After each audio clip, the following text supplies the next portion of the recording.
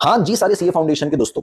दोस्तों, जैसा कि आप सब जानते हैं, हाल पे ही हमने सीए फाउंडेशन का एक एग्जाम ओरिएंटेड बैच लॉन्च किया है जो 6 अक्टूबर से स्टार्ट होने वाला है। इस बैच को प्राइमरीली हमने उन स्टूडेंट्स के लिए लॉन्च किया था जिसका अनफॉर्चुनेटली सितंबर 25 में एग्जाम अच्छा नहीं गया है और वो जनवरी 26 के लिए प्लान कर रहा है। इस बैच को लॉन्च करते ही हमारे पास स्टूडेंट्स के दो मेजर कंसर्न आ रहे हैं। सबसे पहला कंसर्न कि सर क्या इस पे 100% सिलेबस कवर होगा और 100% कंसेप्चुअल क्लैरिटी मिलेगी क्या, क्योंकि ये 80 आवर्स का बैच है। तो दोस्तों, मैं बताना चाहता हूं, जो हमारा रेगुलर बैच है और जो हमारा एग्जाम ओरिएंटेड बैच है, इस पे सिर्फ एक चीज का फर्क है।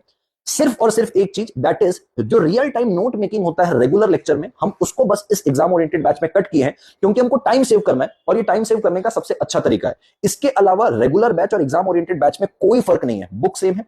रेगुलर बैच की भी बुक सेम है, एग्जाम ओरिएंटेड बैच की भी बुक सेम है। रेगुलर बैच में 6 चैप्टर वाइज टेस्ट होते हैं, एग्जाम ओरिएंटेड में भी 6 चैप्टर वाइज टेस्ट होंगे। रेगुलर बैच में 2 फुल टेस्ट होते हैं, एग्जाम ओरिएंटेड में भी 2 फुल टेस्ट होंगे। रेगुलर बैच में 100% सिलेबस कवरेज है, 100% कंसेप्चुअल क्लैरिटी के साथ। एग्जाम ओरिएंटेड में भी 100% सिलेबस कवरेज होगा, 100% कंसेप्चुअल क्लैरिटी के साथ। तो ये मेरी गारंटी है, आपका 100% सिलेबस कवर होगा मात्र 80 आवर्स के अंदर। दूसरा मेजर कंसर्न आता है उन स्टूडेंट के लिए जो कह रहे हैं सर हम पहली बार लॉ पढ़ेंगे, इसके पहले कभी नहीं पढ़े और हमको ना ये 80 आवर्स बड़ा अट्रैक्ट कर रहा है सर, हमको ना लॉन्ग आवर्स स्पेंड नहीं करने रेगुलर लेक्चर में। तो क्या हम इस बैच को पहली बार अटेंड करके, यानी कि पहली बार लॉ पढ़ के जनवरी 26 में अटेम्प्ट दे सकते हैं? इसका आंसर है हाँ दोस्तों।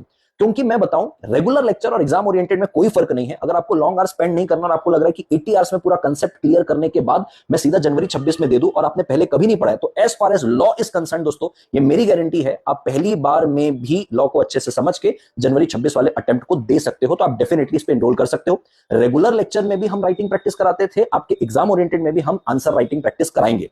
आई होप दोस्तों आपके ये दो मेजर कंसर्न दूर हो गए। इसके अलावा आपका कोई भी क्वेरी या कंसर्न है, आप कमेंट बॉक्स में ड्रॉप कर सकते हो, हम आपको उसका रिप्लाई करके देंगे। और कमेंट बॉक्स में मैं एक नंबर भी पिन कर देता हूं जिसमें आप हमारे काउंसलर से कनेक्ट करके आपके डाउट क्लियर कर सकते हो दोस्तों।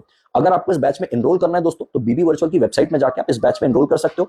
पूरे के पूरे चारों सब्जेक्ट के लिए भी एनरोल कर सकते हो, पर्टिकुलर सब्जेक्ट के लिए भी एनरोल कर सकते हो, या आपको 3 सब्जेक्ट 2 सब्जेक्ट के ऐसे कॉम्बो में करना है तो भी कर सकते हो। आई होप दोस्तों आपके सारे क्वेरी क्लियर हो गए। मिलते हैं अगले वीडियो में। टेक केयर दोस्तों, बाय बाय।